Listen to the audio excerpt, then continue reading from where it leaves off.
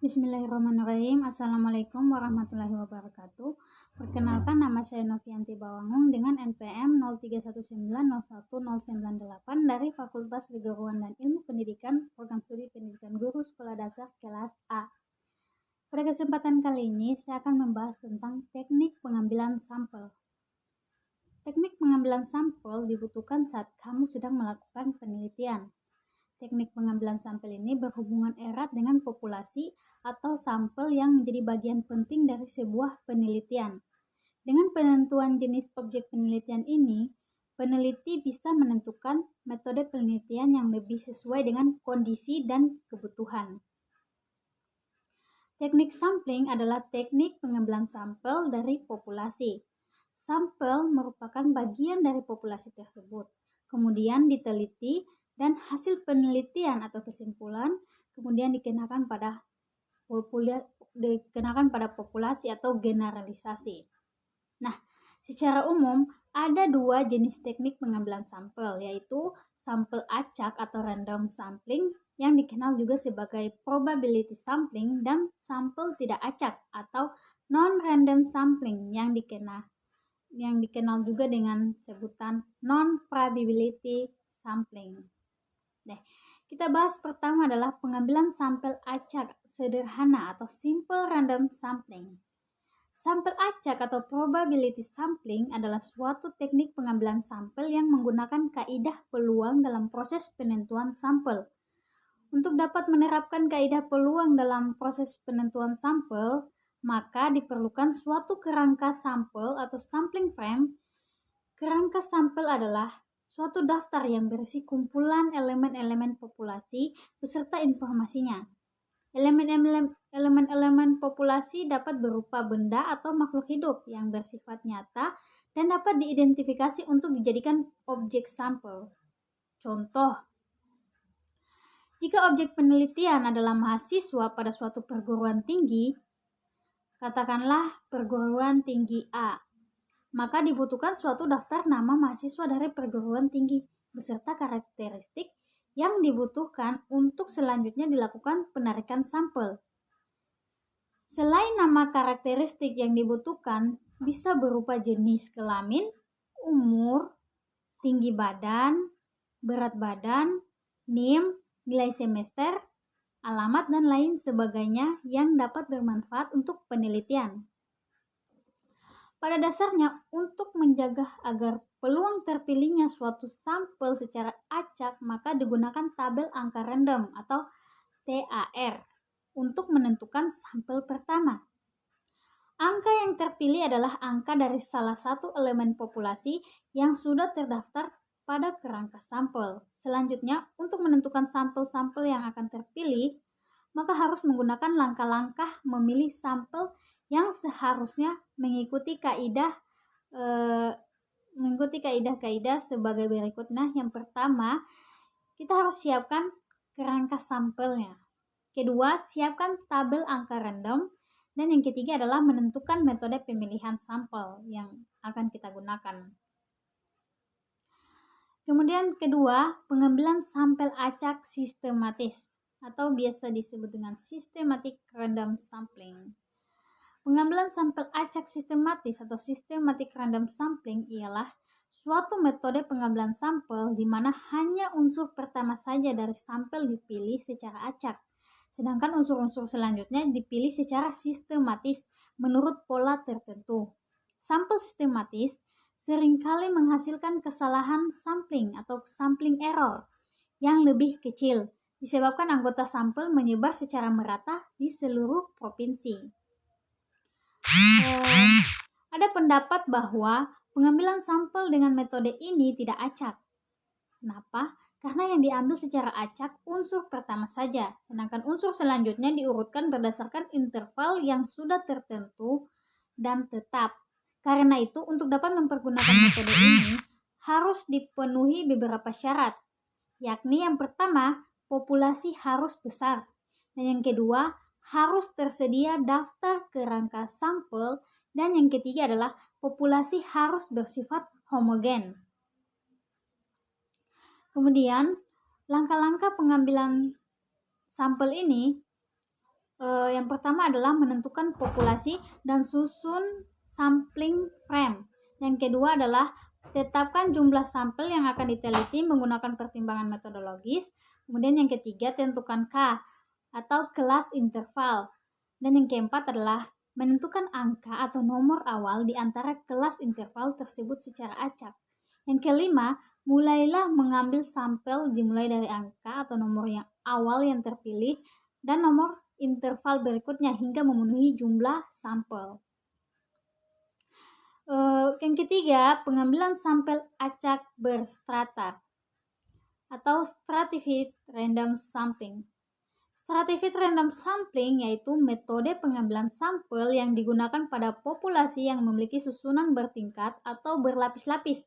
Teknik ini digunakan bila populasi memiliki anggota atau unsur yang tidak bersifat homogen dan berstrata secara proporsional sehingga setiap strata harus terwakili dalam sampel.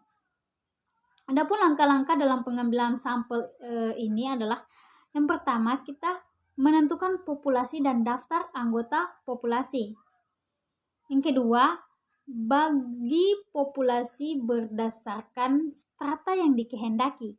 Yang ketiga, tentukan jumlah sampel dalam setiap strata. Dan yang keempat, pilih sampel dari setiap strata secara acak.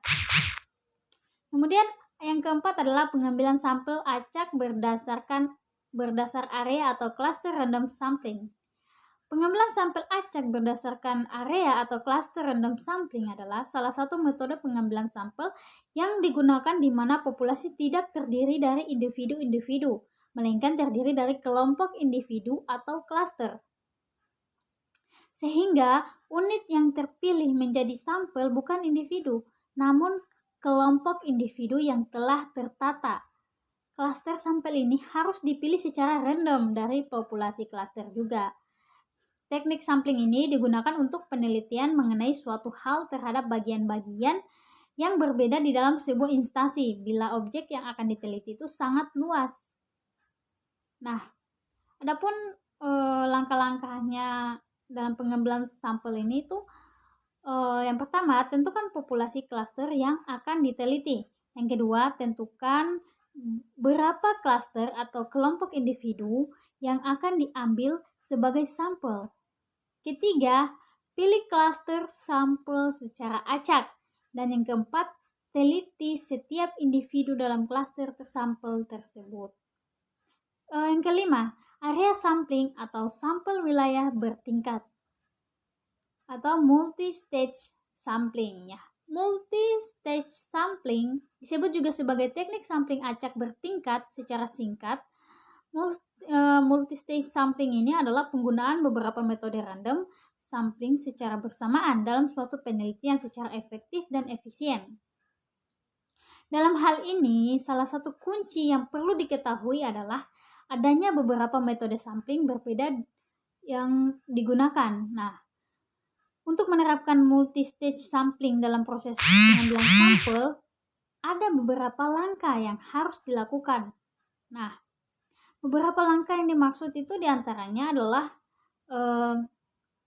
yang pertama, kita menetapkan populasi, kemudian menetapkan tingkatan, kemudian menghitung besar sampel, kemudian mengambil secara acak sejumlah unsur yang ada pada setiap tingkatan, dan yang terakhir itu mengambil sampel secara acak sesuai besar sampel di tingkat terakhir.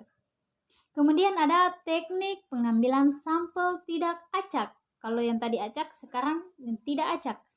Teknik pengambilan sampel tidak acak atau non-probability sampling atau non-random sample itu kebalikan dari teknik pengambilan sampel secara acak. Teknik non-probability sampling peneliti memilih anggota untuk penelitian secara acak.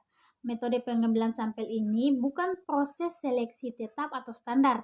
Dalam teknik yang satu ini, tidak semua elemen populasi memiliki kesempatan yang sama untuk dimasukkan dalam sampel. Ya, terdapat beberapa jenis teknik pengambilan sampel tidak acak. Nah, kita akan bahas satu persatu. Jenis teknik pengambilan sampel tidak acak itu yang pertama ada purposive sampling. Nah, dalam teknik ini, Seorang peneliti bisa memberikan penilaian terhadap siapa yang sebaiknya berpartisipasi di dalam sebuah penelitian. Seorang peneliti dapat secara tersirat memilih subjek yang dianggap representatif terhadap suatu populasi. Teknik pengambilan sampel jenis ini umumnya digunakan oleh media ketika akan meminta pendapat dari publik mengenai suatu hal.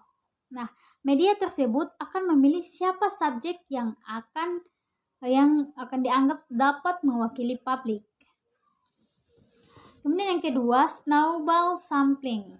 Nah, snowball sampling adalah metode pengambilan sampel yang peneliti terapkan ketika subjek sulit dilacak. Misalnya, akan sangat menantang untuk mensurvei orang-orang yang tidak memiliki perlindungan atau imigran ilegal. Dalam kasus seperti itu, menggunakan teori bola salju, peneliti dapat melacak beberapa kategori untuk mewawancarai dan mendapatkan hasil. Peneliti juga menerapkan metode pengambilan sampel ini dalam situasi di mana topiknya sangat sensitif dan tidak didiskusikan secara terbuka. Hal ini dilakukan secara terus-menerus sampai dengan terpenuhinya jumlah anggota sampel yang diingini oleh peneliti. Yang ketiga, accidental sampling. Jadi, teknik pengambilan sampel ini bergantung pada kemudahan akses ke subjek seperti survei pelanggan di mall atau orang yang lewat di jalan yang sibuk. Biasanya disebut sebagai convenience sampling karena kemudahan peneliti dalam melakukan dan berhubungan dengan subjek. Peneliti hampir tidak memiliki kewenangan untuk memilih elemen sampel. Dan ini murni dilakukan berdasarkan kedekatan dan bukan keterwakilan. Ya. Kemudian metode pengambilan sampel non-probabilitas ini digunakan ketika ada batasan waktu dan biaya dalam mengumpulkan umpan balik. Dalam situasi di mana terdapat keterbatasan sumber daya seperti pada tahap awal penelitian, itu digunakan convenience sampling. Dan yang keempat, quota sampling. Apabila ingin menggunakan metode quota sampling, maka seorang peneliti